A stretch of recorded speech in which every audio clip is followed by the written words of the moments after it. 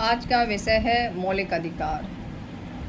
मौलिक अधिकार नागरिकों के सर्वांगीण विकास के लिए परम आवश्यक है। इनके अभाव में व्यक्ति अपना सर्वांगीण विकास नहीं कर सकता है। मौलिक अधिकार व्यक्ति के शारीरिक, मानसिक, नैतिक उन्नति के लिए आवश्यक हैं। ये व्यक्ति को एक बेहतर नागरिक बनने में सहायता प्रदान करते हैं। तो मौलिक अधिकार व्यक्ति के व्यक्तित्व के विकास के लिए परम आवश्यक है। मौलिक अधिकार भारतीय संविधान में काफ़ी विचार विमर्श के बाद सम्मिलित किए गए हैं। मौलिक अधिकार को भारतीय संविधान में सम्मिलित करने के लिए 2 समितियों का निर्माण किया गया था। पहली समिति है सरदार वल्लभ भाई पटेल की अध्यक्षता में मौलिक अधिकार परामर्श समिति। दूसरी समिति है JP कृपलानी की अध्यक्षता में मौलिक अधिकार परामर्श उप समिति। और इन दोनों समितियों और मौलिक अधिकार के विचार विमर्श के बाद मौलिक अधिकार को भारतीय संविधान में सम्मिलित किया गया। भारतीय संविधान के भाग 3 अनुच्छेद 12 से 35 तक मौलिक अधिकारों का वर्णन किया गया है। वर्तमान में भारतीय नागरिकों को 6 मौलिक अधिकार प्रदान किए गए हैं। भारतीय संविधान जब लागू हुआ था तब भारतीय नागरिकों को 7 मौलिक अधिकार प्रदान किए गए थे, जिनमें से 44वें संवैधानिक संशोधन द्वारा 1978 संपत्ति के अधिकार को मौलिक अधिकार से हटा दिया गया और इसे कानूनी अधिकार के रूप में अनुच्छेद 300 के का में स्थान दिया गया। मौलिक अधिकार क्यों हैं? तो मौलिक अधिकार इसलिए हैं क्योंकि मौलिक अधिकार को संविधान में स्थान दिया गया है।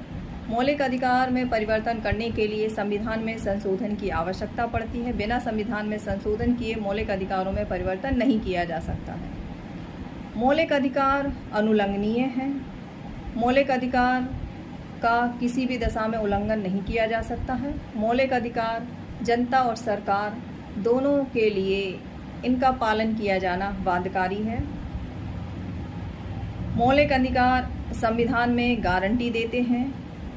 गारंटी इस चीज़ की कि मौलिक अधिकार का किसी के द्वारा, चाहे कोई भी सरकार आए या जाए, किसी के भी द्वारा इनको कम किया जाना या इनका समाप्त नहीं किया जा सकता है।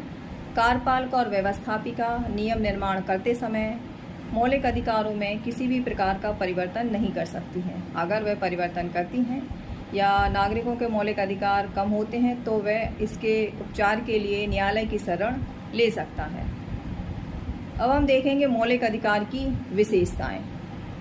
भारतीय संविधान में मौलिक अधिकार की विशेषताएं, तो ये जो अधिकार है मौलिक अधिकार, ये अत्यधिक विस्तृत हैं।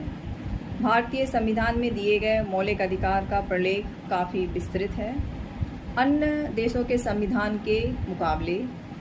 इसमें हम देख सकते हैं भारतीय संविधान में कुल 23 अनुच्छेद दिए गए हैं। अनुच्छेद 12 से 30 और अनुच्छेद 32 से 35 तक।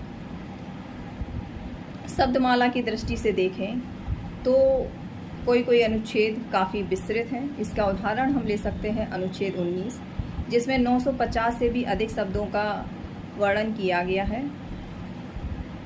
भारतीय संविधान में मौलिक अधिकारों का काफ़ी विस्तार से बताया गया है और इसके साथ साथ इसके प्रतिबंधों के बारे में भी बताया गया है। भारतीय संविधान में मौलिक अधिकार नकारात्मक और सकारात्मक प्रकृति के होते हैं। नकारात्मक अधिकार में वे अधिकार जो कि राज्य शक्ति पर प्रतिबंध लगाते हैं पर नागरिकों को प्रत्यक्ष रूप से कोई अधिकार प्रदान नहीं करते हैं, जिसमें अनुच्छेद, इसका उदाहरण हम ले सकते हैं अनुच्छेद 14 कानून के समान संरक्षण का अधिकार, अनुच्छेद 17 अस्पृश्यता का अंत, अनुच्छेद 18 उपाधियों का अंत। सकारात्मक अधिकार वे अधिकार हैं जो नागरिकों को प्रत्यक्ष रूप से कुछ सुविधाएं प्रदान करते हैं, जैसे कि आता है स्वतंत्रता का अधिकार, समानता का अधिकार, धार्मिक स्वतंत्रता का अधिकार। अधिकार निर्वाध नहीं है। मौलिक अधिकार निर्वाध नहीं है, मतलब इसका अर्थ है कि मौलिक अधिकारों पर सामाजिक हित में प्रतिबंध लगाया जा सकता है और ये प्रतिबंध संविधान द्वारा ही नहीं अपितु राज्य सरकार द्वारा आवश्यकता अनुसार लगाया जा सकता है। मौलिक अधिकारों को लागू करने के लिए संवैधानिक व्यवस्था। भारतीय संविधान में अनुच्छेद 32 संवैधानिक उपचारों का अधिकार स्वयं ही एक मौलिक अधिकार है, जिसके अंतर्गत नागरिकों के अगर अधिकारों का हनन होता है तो वह अनुच्छेद 32 के अंतर्गत सर्वोच्च न्यायालय, अनुच्छेद 226 के अंतर्गत उच्च न्यायालय की शरण ले सकता है। न्यायालय इसके लिए रिट जारी करता है। आपातकाल में अधिकारों का निलंबन।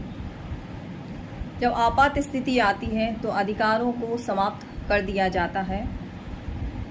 आपात में आता है आपका युद्ध, आंतरिक अशांति, गृह युद्ध, इस तरीके की कोई भी परिस्थिति अगर बनती है तो मौलिक अधिकारों को समाप्त किया जा सकता है, निलंबन किया जा सकता है। अनुच्छेद 359 के अंतर्गत राष्ट्रपति द्वारा संवैधानिक उपचारों के अधिकार को भी समाप्त किया जा सकता है। तो आशा करते हैं कि आपको आज का टॉपिक समझ में आया होगा। धन्यवाद।